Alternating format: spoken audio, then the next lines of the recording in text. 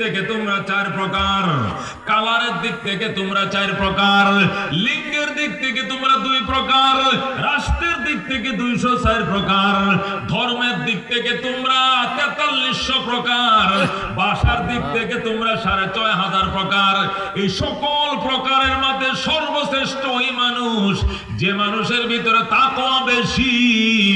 গরিব হোক, ধনী হোক, কালো হোক, সুন্দর হোক, দেখার বিষয় নয়, দেখার বিষয় হইল তার অন্তরের তাকওয়া। কথা কোন ঠিক কিনা? আল্লাহ বলেন, ইন্না আকরামাকুম ইনদাল্লাহি আতকাকুম, নিশ্চয়ই তোমাদের মধ্যে সবচেয়ে সম্মানী, সবচেয়ে মর্যাদাবান আল্লাহর কাছে ওই ব্যক্তি যে ব্যক্তির ভিতরে তাকওয়ার ধন বেশি লুকায় রয়েছে। জোরে সুবহানাল্লাহ। এই আয়াতে কারিমা নাযিল হয়েছে হযরত বেলাল হাবশী রাদিয়াল্লাহু তাআলা আনহু সম্পর্কে। ও দোস্ত, ফতে মক্কার দিন আল্লাহর হাবিব সাল্লাল্লাহু আলাইহি সাল্লাম ও দোস্ত মদিনা থেকে নিয়ে আসছেন 10,000 সাহাবায়ে কেরাম। ওই দিন নতুন মুসলমান হয়েছে 4,000, 10,000 আর 4,000 মিলে 14,000 সাহাবায়ে কেরাম নিয়াম বাইতুল্লাহর সামনে আল্লাহ নবী বসলেন। বসার পরে বললেন, সাহাবায়ে কেরাম, আল্লাহ রাব্বুল আলামিন বিনা রক্তপাতে মক্কার বিজয় দান করেছেন। আজকে আমরা মূর্তি ভেঙে চুরমার করে দিব, আল্লাহর ঘরের কিনারে কোনো মূর্তি থাকতে দিব না। আল্লাহু আকবার। আল্লাহ নবী সাল্লাল্লাহু আলাইহি সাল্লাম মক্কা থেকে নিয়ে আসছেন 10,000 সাহাবী, আইনে আল্লাহর ঘরের 4 কিনারে তোয়াফ শুরু করছেন। এরপরে কাফেররা যে যেদিক পারে পলাইতে বাধ্য হইছে। একটা কাফের মক্কার মধ্যে নাই, সব পলাইছে।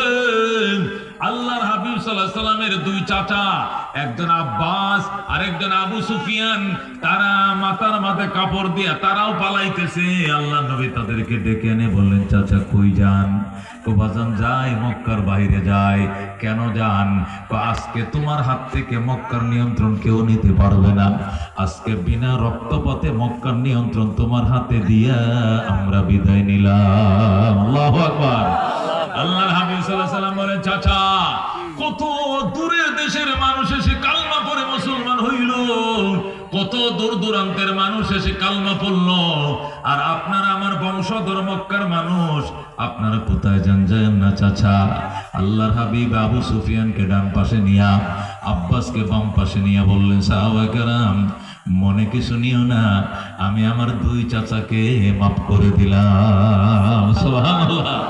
আমার 2 চাচা লাগে। আবু বকর তোমার পাশে আমার চাচা আব্বাস থাকবে, উমর তোমার পাশে আমার চাচা আবু সুফিয়ান থাকবে। আমি ওনাদেরকে ক্ষমা করে দিয়েছি। ওনারা যে ঘরে বসবাস করতেন, ওনাদের ঘরে যদি কোনো অপরাধী আশ্রয় নেয়, ওনাদের সম্মানে অপরাধীদেরকে আমি সাধারণ ক্ষমা ঘোষণা করে দিলাম। সুবহানাল্লাহ। আল্লাহর হাবিব আব্বাস আবু সুফিয়ানকে ক্ষমা করে দিলেন। আব্বাস আবু সুফিয়ান বলে, ইয়া রাসূলুল্লাহ, ক্ষমা যে করলেন, আমরা আপনি করছেন, আপনার সাহাবীরা করছেনই, করছে আপনি করছেন, আপনার সাহাবীরা করছেন, আল্লাহ ক্ষমা করছেনই। আল্লাহ নবী ডাক দেখো, চাচা কালমাটা পড়ো, কালমাটা মুখ দিয়ে উচ্চারণ করতে দেরি হবে, জীবনের পিছনের গুনাহ মাফ করতে দেরি হবে না। قال رسول الله صلى الله عليه وسلم إن الإسلام ينهدم ما كان قبله। আল্লাহর হাবিব বলেন, ইসলাম পূর্বের জীবনের সমস্ত অপরাধকে নিস্মার করে দেয়, ধ্বংস করে দেয়। সুতরাং কালমা পড়ো চাচা। সাথে সাথে আব্বাস আবু সুফিয়ান কালমা পড়ে মুসলমান হয়ে যায়। আব্বাস আর আবু সুফিয়ান মুসলমান হয়ে যায়। 10,000 সাহাবী নবীজি মদিনা থেকে সঙ্গে নিয়ে এসেছিলেন। ও দোস্ত, এর সাথে আরো 2 জন যোগ হইছে। কয়জন? 2 জন। এখন হইছে 10,200। 10,000 কয়শো? 2 জন। 10,002 জন হইছে। আল্লাহ নবী সাল্লাল্লাহু আলাইহি সাল্লাম বাইতুল্লাহর সামনে মাকাম ইব্রাহিমের সামনে দাঁড়ায় বলেন, ওরে মক্কার মুনাফিকেরা, ওরে মক্কার কাফেরেরা, শোনো, আমি মুহাম্মাদের হাতে বিনা রক্তপাতে আল্লাহ মক্কার নিয়ন্ত্রণ আমার হাতে দিয়েছেন। তোমরা পলাইছো কেন? যে যেদিকে আসে জলদি আসো, আমি তোমাদেরকে ক্ষমা করে দিলাম। এখন থেকে জোহরের আযান পর্যন্ত সময় দিলাম, এর ভিতরে যারা কালমা পড়বে সাধারণ ক্ষমা ঘোষণা করে দিলাম। আল্লাহু আকবার। এরপরে জোহরের আগে যদি কালমা না পড়ো, জোহরের পরে যদি কোনো কাফের বেঈমানকে হেরেমে মক্কার সীমানার ভিতরে পাওয়া যায়, কসু কাটা দেওয়া হবে, একটাকেও ছাড় দেওয়া হবে না, কসুর মতো কাটা হবে। আল্লাহ নবী মাত্র 4 ঘন্টা সময় দিলেন। কয় ঘন্টা? 4 ঘন্টা। আমাদের সময় দিলেন 12টা পর্যন্ত। এই 4 ঘন্টা সময়ের ভিতরে মক্কার 4000 কাফের কালমা পরে মুসলমান হয়ে যায়। কয় হাজার? 4000 কাফের কালমা পরে মুসলমান হয়ে যায়। নবীজি মদিনার থেকে সাথে নিয়ে আইছেন 10,000। আজকে মুসলমান নতুন মক্কায় মুসলমান হয়েছে 4000। 10 আর 4 কত? 14,000। 14,000 সাহাবায়ে কেরামকে নিয়ে মাতওয়াফের মধ্যে বসলেন। মাতওয়াফ মানে কি? যেখানে তোয়াফ করে আল্লাহর ঘরের সামনে, ওই তোয়াফের জায়গার মধ্যে নবীজি 14,000 সাহাবায়ে কেরাম নিয়ে বসলেন। বসার পরে জিজ্ঞেস করলেন সাহাবায়ে কেরাম যে আল্লাহর ঘরের সাইর কিনারে দেখা যায় 360টা মূর্তি, এগুলোর ব্যাপারে কি করতাম? ক আব্বাস কইয়া রাসূলুল্লাহ, যে সিদ্ধান্ত নেবেন একমত আমরা, অর্ডারটা দিবেন, বাইরে পাউডার বানায় ফেলাইব। আল্লাহু আকবার। আল্লাহর হাবিব সাল্লাল্লাহু আলাইহি সাল্লাম বড় একটা লাঠি হাতে নিয়ে বললেন, ওয়াকুল জা আল হাক্কু ওয়া যাহাকাল বাতিল ইন্নাল বাতিলা কানা যাহুকা। সত্য এসে গিয়েছে, অসত্য মাথা নত করেছে, আর অসত্য সারা জীবন মাথা নত করে থাকবে। এই আয়াত যখন তেলাওয়াত করে রাসূল প্রথম বড় মূর্তির গা আঘাত করলেন, সাহাবায়ে কেরাম 10 মিনিটের ভিতরে 360টা মূর্তিকে পাউডার বানায় ফেলাইছে। সুবহানাল্লাহ। মূর্তির কোনো অস্তিত্ব নাই, সমস্ত মূর্তিদেরকে ধ্বংস করে ফেলেছেন। আল্লাহর হাবিব বলেন, এবার জমজমের পানি উঠাও, আল্লাহর ঘর সুন্দর করে দৌত করো। জমজম থেকে বালতিতে পানি উঠায়া সাহাবায়ে কেরাম আল্লাহর ঘর সুন্দর করে দৌত করলেন।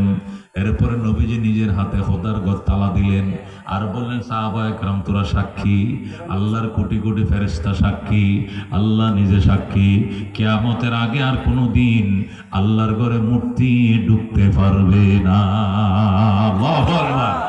সেই 1500 বছর আগে, 1500 বছর আগে নবী বলেছিলেন, আল্লাহর রহমতে আর কোনোদিন খোদার ঘরে কিয়ামতের আগে মূর্তি ঢুকতে পারবে না। এই কথা ঘোষণা নবী দিয়েছিলেন আজ থেকে 1500 বছর আগে। এখনো পর্যন্ত খোদার ঘরে কোনো মূর্তি ঢুকতে পারে নাই। সমস্ত মূর্তিকে ভাঙার পর এবার রহমাতুল লিল আলামিন সাল্লাল্লাহু আলাইহি সাল্লাম এই 14,000 সাহাবায়ে কেরাম নিয়ে বসলেন। বৈশা দাঁড়ায় বক্তৃতা দিলেন আর বললেন, সাহাবায়ে কেরাম আমি নবী হইছি আজকে 21 বছর। কয় বছর? নবী হয়ে মক্কায় ছিলাম 13 বছর, মদিনায় থাইকে আইছি 8 বছর। 13 আর 8 কত? 21 বছর। এই 21 বছরে কোনো দিন আমি আজান দিয়ে নামাজ আদায় করতে পারি নাই। এতদিন চুপে চুপে নামাজ পড়তাম, লুকায়া লুকায়া, কাফেররা যেন না দেখে না শুনে, চুপে চুপে নামাজ পড়েছি। আজকের থেকে আর কোনো লুকোচুরি নাই। আজান হবে, নবীর ইমামতিতে জামাতের সাথে হেরেম শরীফে জোহরের নামাজ আদায় করা হবে। সুবহানাল্লাহ। আজকে আজান হবে আনুষ্ঠানিকভাবে, জামাতে নামাজ আদায় করা হবে, জোহরের নামাজ থেকে হেরেমে জামাত শুরু হবে। কিয়ামতের আগে আর কোনোদিন জামাত বন্ধ হবে না। আল্লাহু আকবার। নবী সাহাবায়ে কেরাম খুশি, আল্লাহর হাবিব আমরা খুশি, আরম্ভ করেন নামাজ। রাহমাতুল লিল আলামিন বলেন, সাহাবায়ে কেরাম ইমামতি তো আমি করব, কিন্তু আজানটা কে দিলে ভালো হয়? তোমরা বলো আজান কাকে দিলে ভালো হয়? কেউ বলে হুজুর আবু বকর, কেউ বলে হুজুর উমর আজান দেখ, কেউ বলে হুজুর উসমান আজান দেখ, কেউ বলে